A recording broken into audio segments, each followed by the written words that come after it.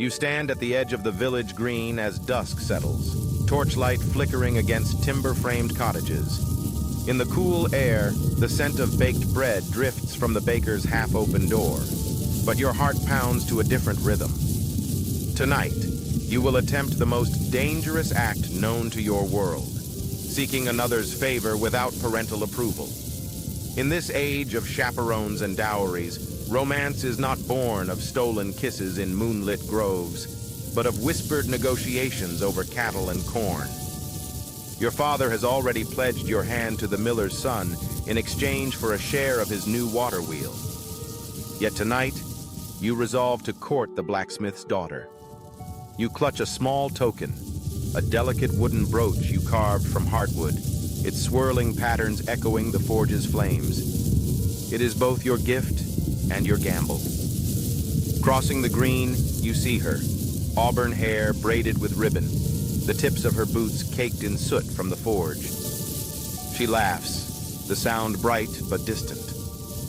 Her mother stands nearby, arms folded, eyes like sharpened flint. At her side, Sister Beatrice from the convent holds vigil, ready to relay every syllable you dare utter back to the parish priest. You swallow as you approach, hiding the brooch beneath your cloak. In the hush between heartbeat and breath, you curse the laws that bind you. No idle stroll without a third party, no exchange of letters without a monk's scrutiny, no tender words without a ledger tallying sheep and plowshares. Still, you step forward, knees trembling. "Good even, Lady Alice," you manage, voice rough as the road. She inclines her head, lips curving politely, but her mother's hand tightens on her sleeve. A tension crackles in the air, as though you've set a spark to tinder. You slide the brooch into her palm. Her eyes flick down, then up. Horror, surprise, delight, so rapidly you cannot tell which holds. "A gift," you whisper, heart lodged in your throat. "From me." Behind you, Sister Beatrice's gaze sharpens. Already the wheels of rumor begin to turn. The brooch, though small, carries weight. Tokens are the medieval lover's currency, each carved curve or dyed ribbon a secret cipher that binds two hearts in silent conspiracy. To accept a token is to accept the risk of scandal, the possibility of excommunication, or at best, an angry sermon on the sins of temptation. Her fingers close around it. I thank you," she whispers, but the words tremble. She glances toward her mother, who tuts and steps forward. You back away, fear anchoring your feet to the cobblestones. In that instant, you understand the true peril of medieval courtship. Love is never private. It is a performance, conducted under the watchful eyes of kin, clergy, and the ever-eavesdropping villagers. Later, in the hush of your own chamber, you press palm to forehead and stare at the brooch's etched swirls. Each line seems to pulse with possibility and with consequence. To love in the Middle Ages is to navigate a labyrinth of rules. Dowries negotiated at dawn, chaperones posted like sentries, letters censored by candlelight, tokens coded in perfumed linen. Yet the risk ignites something fierce within you. You recall the legends of courtly love at noble courts, knights composing tortured verses for married ladies, their sighs carried on lute strings, jousts fought in her honor, lances splintering like unspoken promises. Though you lack a title or tournament grounds, you share their devotion. You set quill to parchment and compose a letter in candlelit secrecy, your soul laid bare across rough vellum. My heart, once a stone unyielding beneath winter's frost, now burns like wildfire at the thought of your voice. If your hand can find mine beneath the watchful stars, let me know by glancing toward the elm at dawn. You seal it with beeswax infused with lavender, the scent a silent plea. You entrust its delivery to your younger brother, bribed with a coin to dodge watchful eyes. Days pass in suspended terror. Each glance at the parish priest's stern face, each rustle of cloaks in the church aisle, sends your heart leaping. Then at dawn, you see it, a fresh ribbon of cerise tied to the elm's lowest branch. Your breath catches. No words are needed. The ribbon's color speaks volumes. She accepts. But the path ahead remains treacherous. Before any meeting can occur, you must secure a chaperone's blind eye, arrange a group walk to the mill, and pray the blacksmith does not notice his daughter's favors to the miller's heir. Even joy is tinged with dread. For in your world, love is a ledger. Each heartbeat is balanced against livestock counts, every sigh measured in silver coins. To follow your heart is to defy contracts older than your village walls. Yet you would risk exile, excommunication, even the loss of your dowry to taste the sweetness of true affection. As you slip through the pre-dawn mist toward the elm, your cloak damp with dew, you remind yourself, medieval life may chain you to soil and duty, but love, when it strikes, is wilder than any plague, fiercer than any lord's decree. And tonight, under the watchful sky, you will claim it for yourself. Dawn's first light finds you already at the edge of the manor's courtyard, cloak wrapped tight against the lingering chill. Today is the market feast of St. Hildegard, a rare occasion when the entire village gathers for trade, music, and beneath the surface, furtive courtship. Your mother insists on sending your younger sister along as chaperone, her stern brown eyes promising to relay every misstep to your family's ledger of propriety. Yet you dare hope that amidst the rabble and revelry, genuine affection may find room to breathe.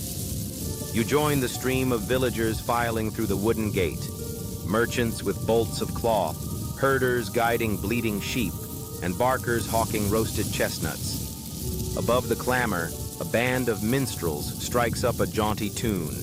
Lutes and fiddles call the dancers to the open green, while a makeshift stage hosts jesters juggling flaming torches, the chaperoned waltz.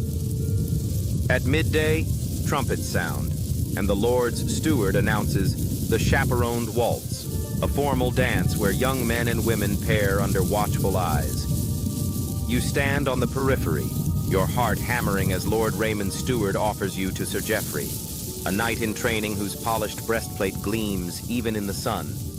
Your sister grips your arm, ensuring you move only as prescribed. 2 steps forward, 1 to the side. Do not meet his gaze for more than 3 counts. Yet in those brief, orchestrated turns, you feel a spark. Sir Geoffrey bows low, his voice a gentle rasp.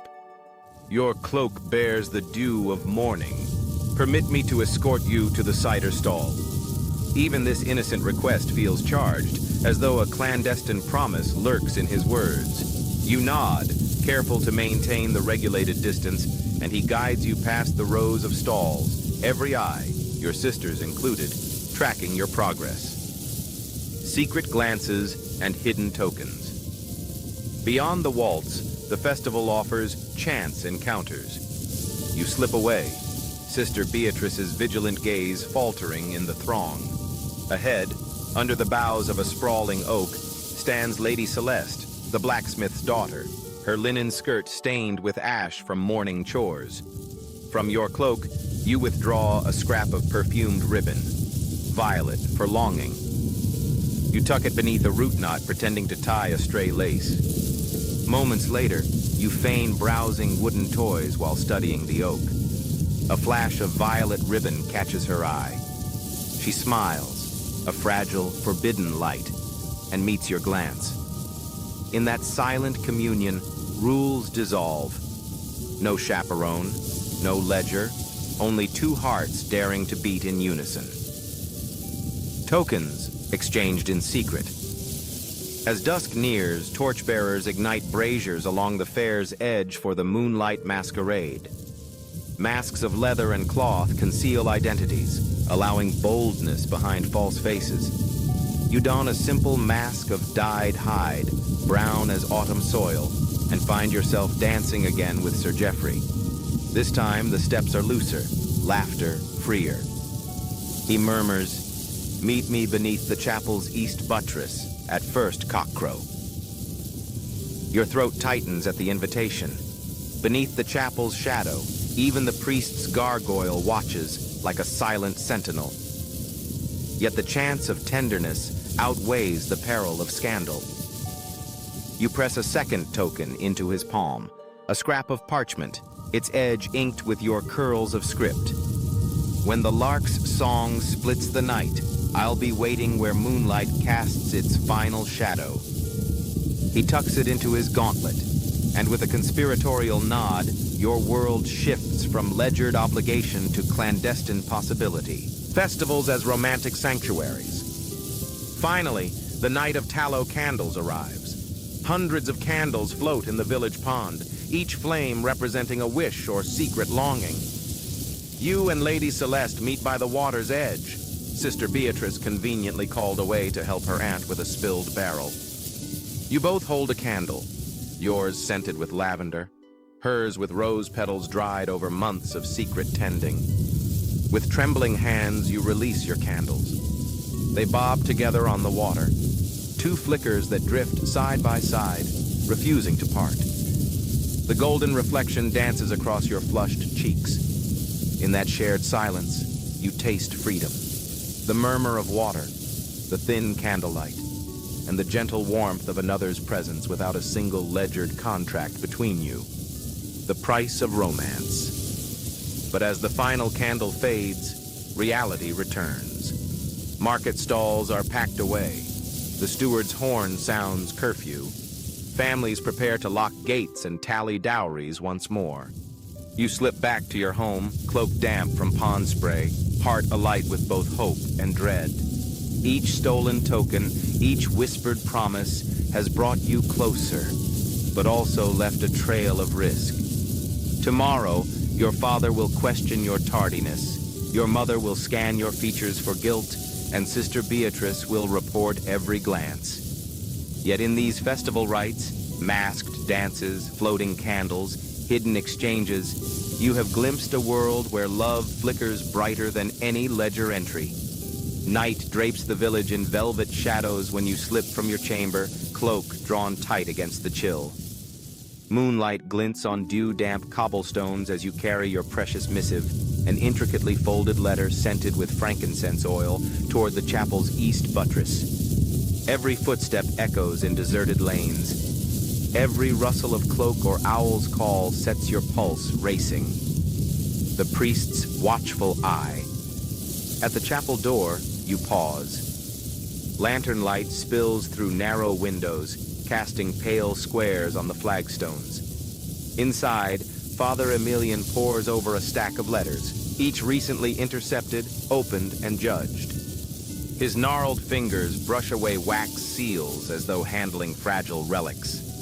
He reads by candlelight, murmuring prayers over phrases deemed improper or too affectionate. To him, love is a sacrament bound by church law. No unapproved courtship, no unsupervised meetings, no stray tokens. Every verse that breathes desire risks the charge of flirtation, a sin punishable by penance, or worse. You approach the side entrance, heart pounding, aware that any misstep could lead to your letter's destruction or your own confession at dawn. The secret letter's journey. Earlier, you entrusted Sir Geoffrey with your plea.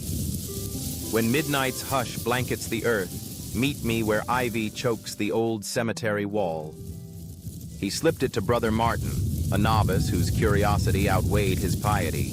For coin and promise of silence, Martin agreed, but only after swearing an oath on the saint's relics to deliver the letter uninspected. Now you wait by the ivy-clad wall, listening for the soft crunch of gravel. Each passing minute is measured in heartbeats. The church bell tolls the 11th hour. Its deep sonorities shake stone and soul alike. The midnight rendezvous. A cloaked figure emerges from the darkness. Sir Geoffrey, face half hidden by hood. You step forward. The damp ivy brushes your sleeve. Around you, the tombstones slumber under silvered mist, their carved names long forgotten. Here, the world beyond contracts and censures falls away. He withdraws the letter from his breast, still sealed, still fragrant. Relief and desire flood you both, mingling in silent breaths. But before you can speak, a distant footstep crunches. The novice monk, perhaps overcome by guilt, appears beneath the chapel window, torch held high. His eyes widen in shock. The torchlight reveals your pale faces and tolls alarm in his chest. The peril of exposure. Grace us with truth, my children. Father Emilian's voice booms from the doorway. He strides forward, cassock swaying, crucifix gleaming. What midnight tryst violates holy ground? Your heart stalls. Every token, every verse, every risk culminates in this moment. Sir Geoffrey steps protectively before you, voice trembling but firm. Father, we meant only safe passage for words of the heart. Emilian's gaze drifts to the letter clutched in his novice's hand. He snatches it, flicks the seal aside, and his brow darkens. You feel the weight of every scandalous phrase you wrote, declarations of love, promises of devotion, entreaties for secret meetings. The church permits no such clandestine vows, he intones, voice low and cold. For these words, you will both undertake penance in the morning light. The gamble of true affection. Yet as dawn breaks, you discover that something has shifted irrevocably. Under stern supervision, you and Sir Geoffrey kneel on chilly flagstones, reciting prayers of contrition. But in the shared hush of that punishment, hands brush, and neither priest nor novice interrupts. Later, Father Emilian returns the letter, its words hardly altered, remarking only, "Let this be final. Your families will hear of it." There is warning in his tone, but also a hint of reluctant respect. True devotion is hard to quash. You rise, frost stiff in your hair, and Sir Geoffrey offers you his arm. Through the chapel's arched doorway, you glimpse the first light of a new day. The ledger of dowries and cattle tallies awaits, but so does the unspoken promise forged beneath moonlight. In risking priestly wrath and social exile, you have proven that even in an age of strict contracts and sacred oversight, the human heart can outwit ledger and law. True affection, burning brighter than candle wax sermons once sparked, cannot be easily extinguished. By mid-morning, news of your chapel penance has seeped through the village like smoke. You return home to find your father standing in the great hall, ledger in hand, brows furrowed. Your mother clutches Sister Beatrice's report, every stolen glance, every late return, etched in pristine ink.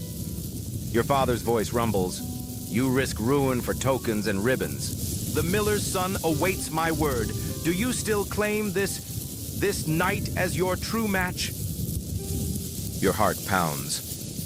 "Father, Your mother interrupts, voice sharp as a whetstone. "Do you deny your promise, or do you embrace scandal?" Sir Geoffrey arrives at your side, armor scuffed from chapel stones, determination in his eyes. He bows deeply before your parents.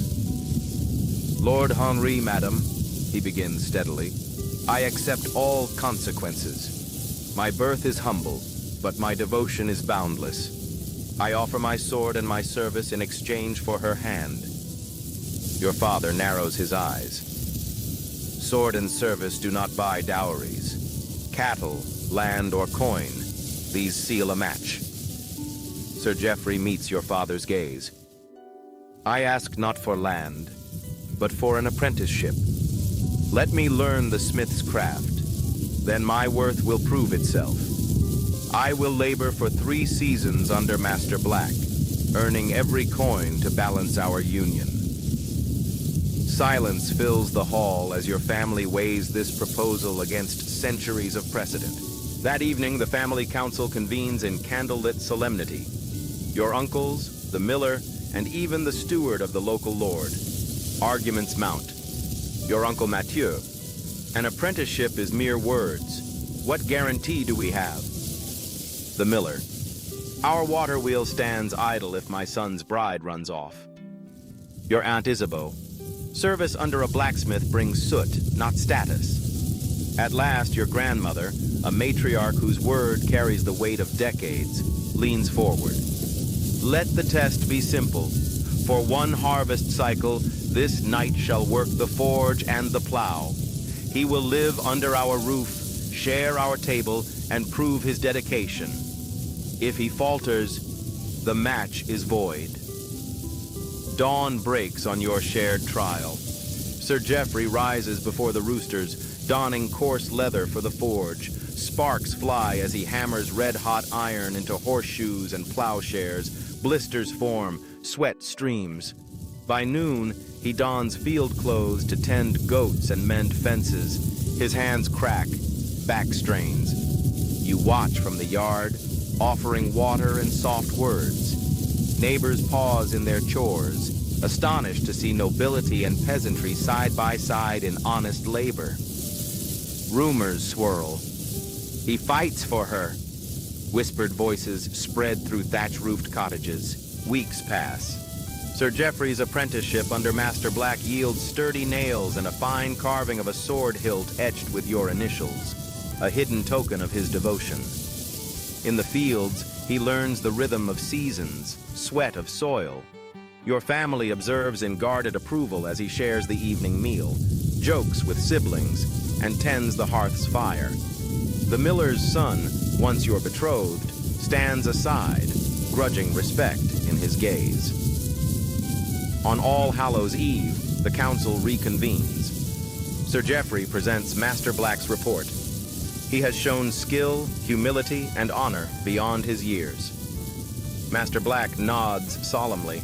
The goats are healthy, fences mended, the forge's flames still dance. Your grandmother rises. By my word and theirs, this knight has earned his place. She turns to you. Do you accept him, knowing well the life he offers? With a steady breath, you step forward and take Sir Geoffrey's hand. I do. Your parents exchange glances, pride shadowed by relief. The ledger of dowries is amended, not cattle, but 3 seasons of honest labor and a promise of shared livelihood. Epilogue. Love forged and duty balanced. Under the chapel's arch on Martinmas morning, you and Sir Geoffrey pledge your vows before family, priest, and villagers. The bell tolls joyfully as his sword, once an instrument of war, rests sheathed at his side, and your wooden brooch gleams on your gown. Love, once secreted in tokens and riddled with risk, now stands in the open. A union not solely of land or livestock, but of shared trials, mutual respect, and courageous hearts. In this medieval world of dowries and decrees, you have shown that true devotion can forge its own path, even through the strictest of codes. In the weeks that follow your Martinmas wedding, the village itself seems to breathe more freely, as though your union has unlocked long-buried possibilities in every heart. At the next market feast, the chaperoned waltz sees fewer stern stewards at the edges. Young couples share genuine laughter rather than practiced steps. The moonlight masquerade, once an excuse for scandalous sin, becomes an accepted festival highlight. Masks stay for charm, not secrecy. Carved wooden brooches and ribbons, once whispered about as harbingers of scandal, take on a new reputation. Craftsmen begin offering heartwood pendants as symbols of honest intent, and village youths exchange them openly in market stalls. Even the parish priest, recalling your daring midnight rendezvous, preaches a softer sermon on courtship. Let tokens bear witness not only to duty, but to devotion. Inspired by Sir Geoffrey's 3 seasons of apprenticeship, other aspiring suitors petition for their own trials of labor. Knights milling grain, nobles learning shoemaking, and merchants sweeping church aisles, to prove worth beyond title or wealth. Families, Seeing genuine partnership forge stronger bonds than mere dowries, begin negotiating shared labor agreements in marriage contracts. A favored daughter may bring both her dowry and a pledge of joint stewardship over family lands. Younger villagers recount your story of secret letters, of stolen glances, and dare to dream differently. Local ballads arise, sung by traveling minstrels. From forge to field, two hearts converged, by candles' glow and labor earned.